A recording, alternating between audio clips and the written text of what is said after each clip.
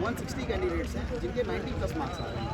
एक बात बहुत ज़्यादा नोटिस इस एनसीएल एग्ज़ाम का जो सिलेबस था वो 1 महीने पहले जो मेजर पार्ट सारे के सारे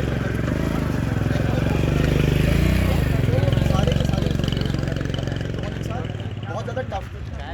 उसके बावजूद ये एग्ज़ाम चाहिए नहीं लगता है ये। और कोई भी अगर IAS का एस्पिरेंट भी बैठेगा तो वो मान लेता हूँ कि GS GK मैथ्स में बहुत अच्छा कर लेगा, लेकिन ये टेक्निकल पोर्शन उसको नहीं बनेगा क्योंकि उसका फील्ड नहीं है वो।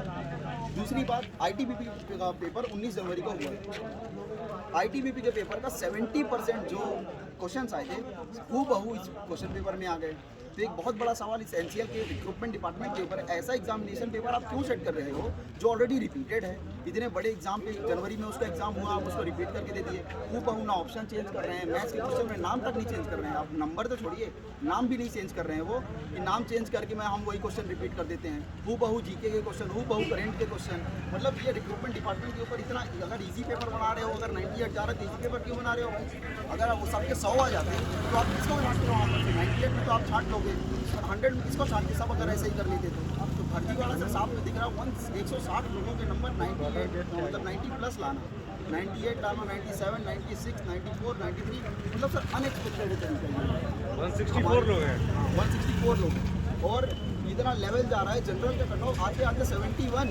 मतलब आप 1000 लोगों 1016 लोगों को टॉप वेरिफिकेशन के लिए 90 से ऊपर लोग जो है वो ज़्यादा लोग हैं। 100 सीट आपको जनरल के लिए चाहिए और आप 1000 लोगों को कॉलिंग क्यों कर रहे हो जब आपके 90 प्लस में ही 100 लोग हैं, 164 लोग हैं। तो इतना सर फर्जी वाला साफ साफ दिखता है बाहर से क्या हो रहा है। इसीलिए प्रोटेस्ट है हमारा। अब मैं बताना चाहूँगा आपको हमारी मांग है। हमारी मांग ये है कि सबसे पहले एग्ज़ाम का जो डॉक्यूमेंट वेरिफिकेशन की डेट है 15 तारीख से रखी गई है, अभी 15 जनवरी से, उसको तत्काल प्रभाव से रोक दिया जाए।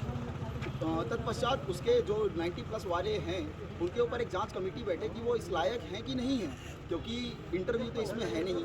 बट फर्जी वाला अगर सामने आ रहा है तो आप उसकी जांच करें ताकि वो जांच से समझ में आए कि 90 प्लस जो लड़का एग्जामिनेशन में पा रहा है किस तरीके से पढ़ रहा है।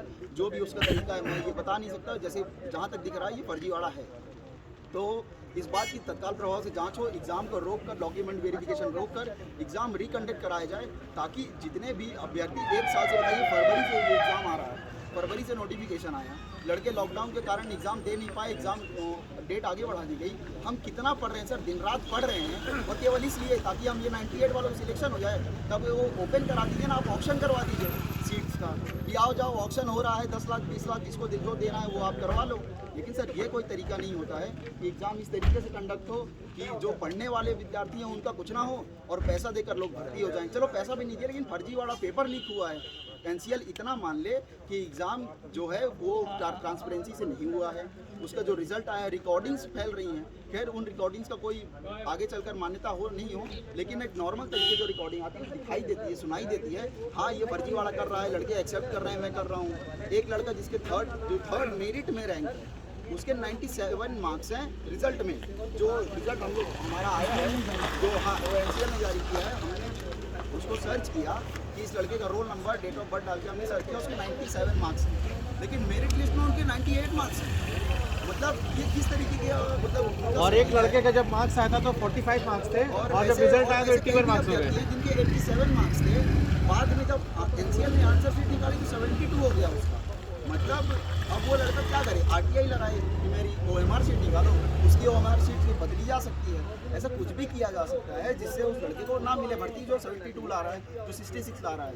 और ऐसे बहुत से टीचर्स हैं जो हमको कंटिन्यूस पढ़ा रहे हैं, किसी भर्ती के लिए पिछले साल भी पढ़ाया उन्होंने, अभी भी पढ़ाया उन्होंने। तो उन्होंने ये जो सारे जो टीचर्स भी कट ऑफ देते हैं ना एग्जाम पेपर देख के, जैसे IIT के कट ऑफ आते हैं, IAS के पेपर कट ऑफ आते हैं, पुलिस एग्जाम के पेपर कट ऑफ आते हैं, कि भाई इस एग्जाम का पेपर का टफनेस ये थी, उसके बाद ये कट ऑफ एक्सपेक्टेड है, 1-2 नंबर आ जाता हो सकता है। 60 प्लस -1-2 नंबर जो टीचर्स हैं सारे ने अपना अंदाज़ा दिया था, लेकिन सर 90 प्लस कट ऑफ, ये साफ साफ दिख रहा है कि पूरा फर्जी वाला हो रहा है। और ये संज्ञान में सीएमडी के भी होंगे, सबके होंगे। तो हमारी यही रिक्वेस्ट है कि जल्द से जल्द इसको यहीं पर रोका जाए, संज्ञान में लिया जाए और एग्ज़ाम को रिकंडक्ट कराने की जल्द से जल्द नोटिफिकेशन निकालें, ताकि हम जो बेरोजगार इतने दिन से पढ़ रहे हैं, हम कंटिन्यूस पढ़ते रहेंगे। सर आप अगले साल ले लो, अगले साल दिसंबर में एग्ज़ाम ले लो, कोई दिक्कत नहीं, अगस्त में ले लो, जनवरी 10 दिन बाद ले लो, लेकिन ये मत करो कि आप सीट बेच के ये करवा दो। जो भी करवा रहा है, आप नहीं करवा रहे हैं तो कोई ना कोई तो करवा रहे हैं ना सर। और एग्जाम लेवल क्वेश्चन पेपर आप किस लेवल का सेट करवा रहा तो इनका कंट्रोल क्या है? 2019 का आप देखेंगे, 2019 का क्वेश्चन पेपर 64 नंबर का टॉपिक, 64 नंबर में जनरल उठ गया था कि चलो जनरल की यहाँ से उठ जाएगी सीट, लेकिन इस बार 90 प्लस, मतलब या तो आप क्वेश्चन पेपर बहुत गंदा बना रहे हो या तो चीटिंग हो रही है। तो सर ये बात समझे ना। और आईटीबीपी वाले जैसे मैंने बात बताई, सर क्वेश्चन पेपर तो मत रिपीट करो, एक एग्जाम को दूसरे एग्जाम में छाप दिया, एक दो क्वेश्चन रिपीट होते हैं, हम भी तैयारी कर रहे हैं, हमको सबको मालूम है कि एक दो क्वेश्चन जो परमानेंट होते हैं, बहुत फेमस क्वेश्चन होते हैं, अच्छे क्वेश्चन होते हैं, उनको रिपीट किया जाता है। लेकिन ये नहीं होता है कि आप पूरा 70% क्वेश्चन पेपर रिपीट करो। सर आपकी बातें लगभग समझ में आ गई। आप क्या आगे आपको उनकी योजना है, यहाँ से कोई सही प्रतिक्रिया नहीं आती तो आगे आप सबका ये जो आंदोलन है मतलब सर आज तो हमको इस गेट पे ही रोक दिया गया। सिक्योरिटी ऑफिसर ने बोला कि मैं आपका पेपर सीएमडी सर तक पहुँचा दूँगा, लेकिन हमारा इशू सिक्योरिटी के लेकर तो है नहीं, हमारा इशू रिक्रूटमेंट डिपार्टमेंट और सीएमडी सर का जो उनके संज्ञान में लाना है, ताकि उनके संज्ञान में आए, वो अपने निचले अधिकारियों को इसके प्रति सजग कराएं कि भाई जल्द से जल्द सही एग्जाम आप कराओ, इसको सही तरीके से कराओ, ये क्या फर्जीवाड़ा चल रहा है। हमको उनसे ना कोई रिसीविंग मिलेगी, हम सिक्योरिटी के वाले को दे देंगे तो हमको क्या रिसीविंग मिलेगी, कुछ नहीं।